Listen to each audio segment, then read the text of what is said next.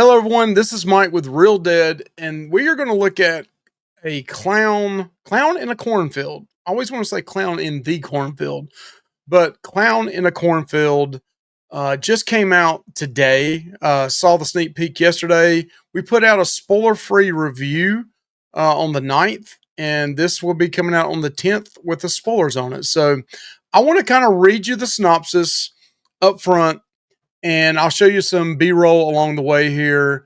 But let's go ahead and read this. So it says, after the death of her mother, 17-year-old Quinn Maybrook and her father moved to a small town of Kettle Springs for a fresh start. But the town is far from peaceful.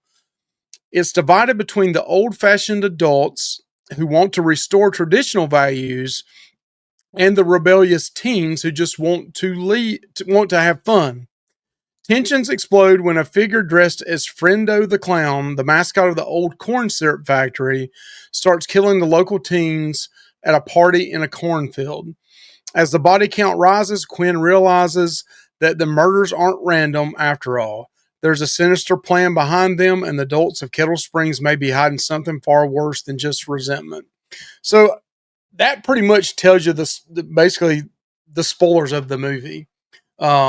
So I would have previously said spoilers, but yeah, this girl and her father moved to, I think it's called Kettle Springs, and at the end of this, I'll show you the rating I had previously, which is mine, and why I scored it the way I did, and I'll do that real quick overall. But this movie comes in with a lot of hype.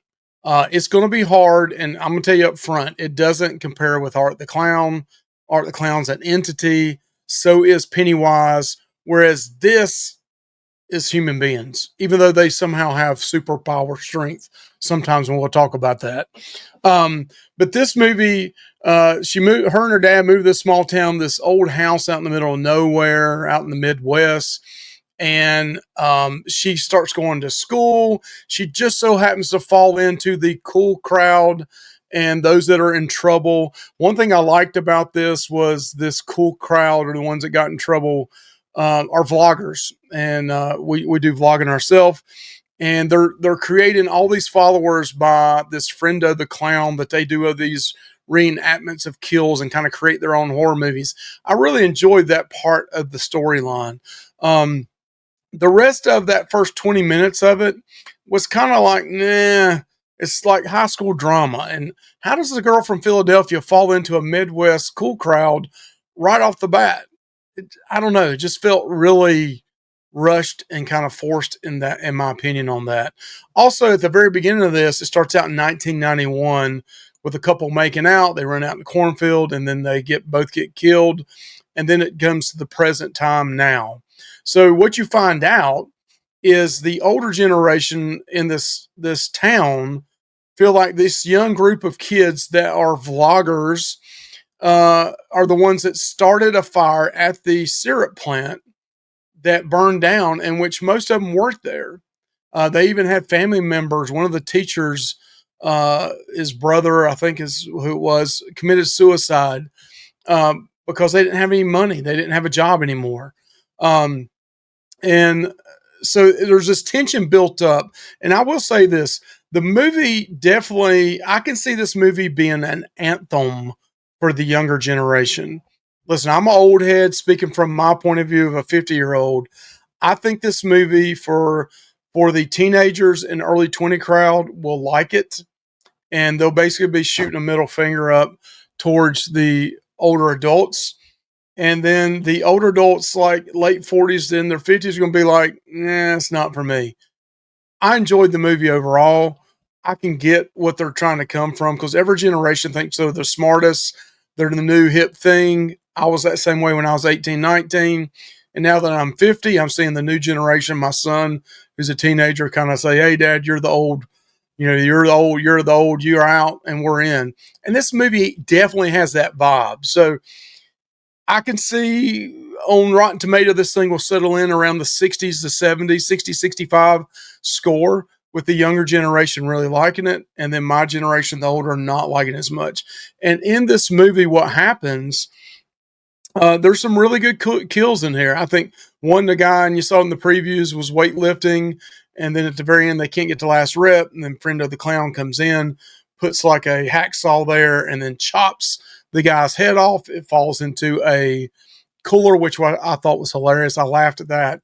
Later on, that comes back out whenever they're having a party in a cornfield out in the middle of nowhere, and it's like the mayor's son is hosting the party, um, and these vloggers think that these other teenagers are messing with them, and they're but really they've been killed off one at a time, and that head it gets thrown back out at them, and they think it's fake, and they're holding it up, and I'm kind of laughing at it, and then they find out that, hey, the body that fell down with an arrow in the back doesn't have a pulse, and then they know here comes a clown out of the cornfield that was in the cornfield.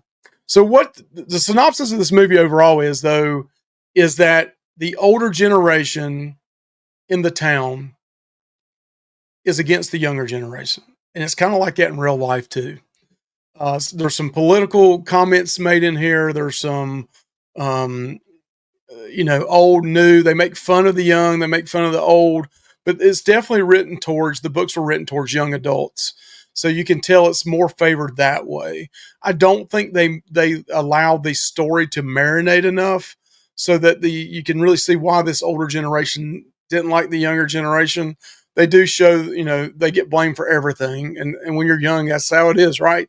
You feel like you're blamed for everything. But they don't show, I think they needed a little bit more backstory on how depressed the town is overall. But what you find out is that it's the people of the town that are multiple clowns. So this is the different take on this. The very beginning of it kind of makes it look like one of the young teenagers, a big boy, is probably the killer. They do a really good job of videoing a scene that they're teasing the main character on, and then she sees a clown in the background, which was really cool. Kind of had a spooky vibe to it. They flip it towards the end of this, though, where all these clowns, and there's multiple, 5, 10, 20 of them, and they're trying to kill off the young teenagers that they feel is responsible for the place burning down. And then what's even more about it is they feel like this is a bad generation. They said this is the 100th anniversary of Founders Day. And come to find out, the main character's Mr. Durand is in this movie. He's a great character in this movie. His son was the one that's kind of part of the teenagers. He had accidentally was on watch, and the mayor's daughter died the previous summer before, I believe. So come to find out, he's one of the leaders of this. The mayor of the town has all these goons with him, and they are the clowns in the cornfield that are trying to purge this new generation and get rid of them and kill them off because they're young. They think they're smarter, and they think they're not staying with traditional values. One of the big things in this is, to me, is the jokes back and forth between the old and the young. I do think there's a lot of misses here because in the theater I was in, I was laughing and nobody else was laughing. I think it just went way over some people's heads in this. So if you saw this in a theater full of people, did they get the jokes? Overall, I'm curious if they did. I've heard some other people doing reviews saying they didn't. But at the very end of this movie, of course, most of the clowns are killed off, and the young generation is the winners. Kind of, they're the ones that are surviving. The doctor, the Quinn's dad in the movie that moved there originally, he's going to run for mayor, and it kind of sets it up for a part 2 to come out. One of the biggest twists in this, and my teenage son was right beside me, was instead of a final girl, and you do have a final girl, you have a final guys as well. And there's this tension, sexual tension you feel like between the main guy, the teenager, the mayor's son, and the doctor's daughter, Quinn, the main girl. And at some point, 3/4 through the movie, she's making these moves on him, and he's like saying, "Hey, stop." And she's like, "Whoa, okay." And you're like, "Hey, what's going on?" And then the girls laugh and joke about him saying, hey, yeah, he rejects everybody. Well, then come to find out the hunter at the very beginning of the big hunter that are trying to make look like the killer, they have a relationship with each other and they come out at the end of this movie. Um, and they become a couple and kiss at the very end of the movie. That was part of it. I was saying that some people may feel like that's trying to be political and throw that in your face. Hey, that's just part of society nowadays. It didn't bother me, but when it finally came out in the movie, I heard several people go, "Whoa!" Like they couldn't believe it. Now I'm in North Carolina. It was a young generation. I was by far the oldest one in the theater. Everybody else was teenagers, early 20s. I was the only one probably over the age of 30 there. They were all like, whoa. So that was an interesting part of the movie. So let's look at my scores real quick. I definitely think it's worth seeing. I don't know if I'd see it at a theater, and I'll tell you why real quick. Let's throw up my rating real quick and why I scored it the way I did. All right, so I always say 5 is average for me. My overall score for this was a 2.7, and 2.5 in each category is average for me. So, number one, the story and the plot. I get it. The story, the plot.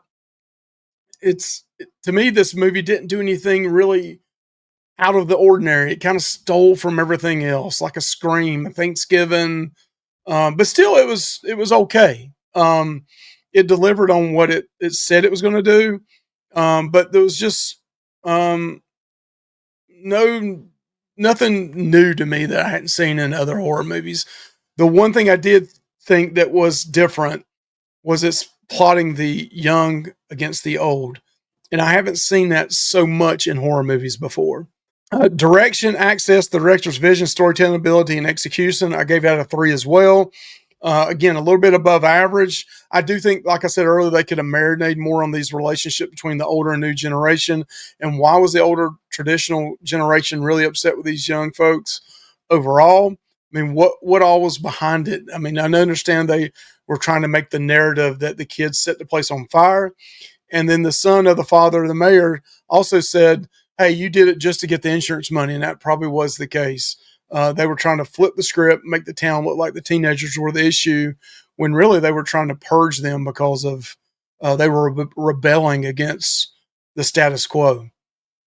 Um, Acting, I thought the acting was great. Duran was awesome in this. The main character, she was great as well. I'm gonna throw up here all their names. I thought the acting was good, so I gave it a 4 out of 5. Cinematography. This is where in the spoiler-free version, I mentioned this. The cinematography on me, I thought was lacking a little bit, and 2.5 being average, I gave it a 2. There was some really cool things that could have been done, like up ahead with the cornfield that was the main part of this movie. Um, Most of this was filmed at nighttime, or it takes place at night, so things are dark. You can't really see the blood a whole lot, the weapons a whole lot. Um, I just wasn't a big fan overall. That there were some kills inside the house, but it's still really dark. I think by making it dark, it did make the clown look scarier, which there's multiple clowns because there was probably 10, 15, 20 killers at some point. When they come out of the cornfield, man, there's like 15 or 20 of them trying to kill these teenagers off. Um, so I thought that was lacking a little bit.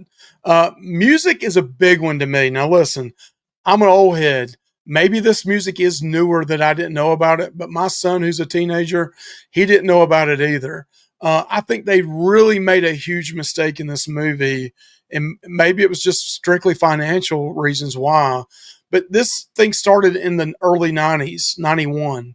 You had a great chance since you had traditional, like older people in their late 40s, mid 40s, 50s, and 60s, and then these young teenagers that were 17 to 18 years old.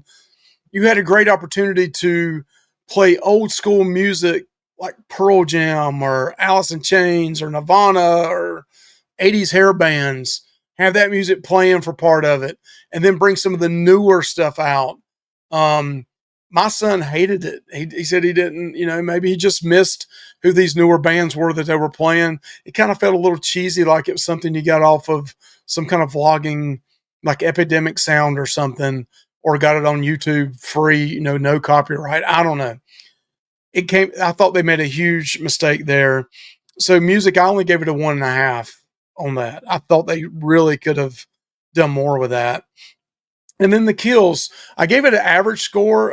There was, one kill that was, I talked about earlier with the weightlifting thing that was kind of different. It did remind me a little bit of the Toxic Avenger when the guy's lifting weights and the weight stack comes back and crushes him in the head. Except in this situation, it came, a weight bench came down with a hacksaw on it and it cut the guy's head off. I did like that kill.